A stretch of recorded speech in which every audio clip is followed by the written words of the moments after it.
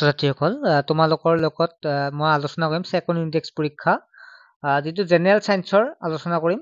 তোমালোকৰ যেটো second index হ'ব সো তোমালোকৰ ইয়াৰ পৰা কমন পৰিব চিন্তা কৰিব নালাগে আৰু লগতে ইয়াৰ পৰা তোমালোকে কেনে ধৰণৰ প্ৰশ্ন আহে হেতু আইডিয়া কৰিব পাৰিবা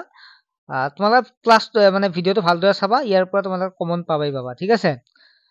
প্ৰথম প্ৰশ্নটো আছে তলৰ প্ৰশ্নসমূহৰ বাবে শুদ্ধ উত্তৰ বাছি উলিওৱা 1 পূৰণ 5 এটা প্ৰশ্নত 1 নম্বৰকে থাকিব 5টা প্ৰশ্ন থাকিব 5 নম্বৰ 1 নম্বৰটো আছে পদাৰ্থৰ ক্ষুদ্ৰতম কণাবোৰক পৰমাণু নাম দিয়া ব্যক্তিগৰাকী কোন হ'ব ইয়াৰে যে এনসাৰটো চাও তেতিয়া হলে এটো হ'ব শুদ্ধ উত্তৰ মহৰ্ষি কণাৰ্ড এভোগাড্ৰৰ সংখ্যা অৰ্থাৎ ধ্ৰুৱক মান কি হ'ব ইয়াৰে তিনিটা চাৰিটা অপচন আছে তাৰ ভিতৰত বি টো হ'ব শুদ্ধ 6.022 6.022 * 10 to the power 23 তাৰ পিছত 3 নম্বৰ আছে মেগনেছিয়াম ক্লোৰাইডৰ ৰাসায়নিক সংকেত ইয়াৰ যে আমি এনসাৰটো চাও তেতিয়া ডি হ'ব শুদ্ধ উত্তৰ MgCl2 নেক্সট 4 নম্বৰটো আছে জীৱৰ বৰ্গীকৰণত শ্ৰেণী বিভাজনৰ শুদ্ধতম এককটো ইয়াৰ যে আমি চাও C2 হ'ব শুদ্ধ উত্তৰ প্ৰজাতি হ'ব 5 নম্বৰ যে ব্যাকটেৰিয়া তলৰ কোন ৰাজ্যৰ অন্তৰ্গত ইয়াৰে এটো হ'ব শুদ্ধ উত্তৰ মনেৰ ৰাজ্যৰ অন্তৰ্গত 2 নম্বৰ প্ৰশ্নটো আছে 1 পূৰণ 5 অৰ্থাৎ এটা প্ৰশ্নত 1 নম্বৰকে 5টা প্ৰশ্ন আছে 5 নম্বৰ পানীত হাইড্ৰোজেন আৰু অক্সিজেনৰ অনুপাত কি হ'ব ইয়াৰে যদি চাও 1:8 হ'ব নেক্সট যোজ্যতা কাক বোলে পৰমাণু এটাৰ বাহিৰতম সেলত থকা ইলেক্ট্ৰনক যোজ্যতা বুলি কোৱা হয় আয়ন কি ধাতু আৰু অধাতুৰে গঠিত যৌগবোৰ আধানযুক্ত কণা থাকে এইবোৰকে আয়ন বোলা হয় ক্লোৰিনৰ পাৰমাণবিক ভৰ কিমান 35 U জীৱজগতৰ 5টা ৰাজ্যত বিভক্ত কৰা ব্যক্তিগৰাকীৰ নাম কি আছিল ৰবাৰ্ট হোৱাইটেকাৰ খালি ঠাই পূৰণ কৰাতে আছে 3 নম্বৰটো প্ৰশ্ন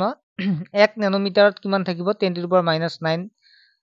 মিটাৰ ভেকুৰৰ কোষপেৰখন ডেছ নামৰ এক জটিল শৰ্কৰাৰে গঠিত চিটিন নামৰ এক জটিল শৰ্কৰাৰে গঠিত 3 নম্বৰ হৈছে পদাৰ্থৰ একক কি এটো তোমালোকৰ বাবে ৰাখিছো তোমালোকে কমেন্ট কৰি জনাবা কি হ'ব ইয়াৰ এনসাৰ নেক্সট 4 নম্বৰটো হৈছে জীৱ যৌগিকৰণ আটাইতকৈ ডাঙৰ এক গোটটো হ'ল শ্ৰেণী আমি খোৱা নিমখত সোডিয়াম আৰু ক্লোৰিন আয়ন থাকে 4 নম্বৰ প্ৰশ্নটো 2 নম্বৰ আছে এটাত প্ৰশ্নত 2 নম্বৰকে আছে 2 নম্বৰ আছে যিকোনো দুটাত এটাত 1 নম্বৰকে দিটো হাইড্ৰোজেন ক্লোৰাইডৰ সংকেত HCl এলুমিনিয়াম অক্সাইডৰ Al2O3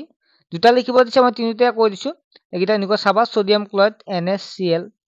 5 নম্বৰ প্ৰশ্নটো আছে পাৰমাণবিক ভৰৰ এককৰ সংখ্যা লিখা একিটা মই লাইভ ক্লাছৰ জৰিয়তে বুজাই দিম যিসকল ক্লাছত জইন হৈ আছে মনৰ ৰাজ্য জীৱসমূহৰ দুটা বৈশিষ্ট্য লিখা অৰিজিন অফ স্পেচিছ গ্ৰন্থখন কোনে আৰু কেতিয়া ৰচনা কৰিছিল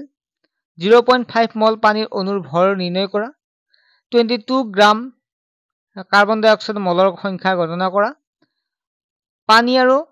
HNO3 যেটো H2 আৰু HNO3 আণবিক ভৰ গণনা কৰা এটা এমিবা পৰিষ্কাৰ চিত্ৰ আঁকি অংশসমূহ লিখা 3 নম্বৰ আছে উদ্ভিদ ৰাজ্যৰ জীৱসমূহ প্ৰাণী ৰাজ্যৰ জীৱসমূহতকৈ কি বিশেষ চৰিত্ৰৰ বাবে পৃথক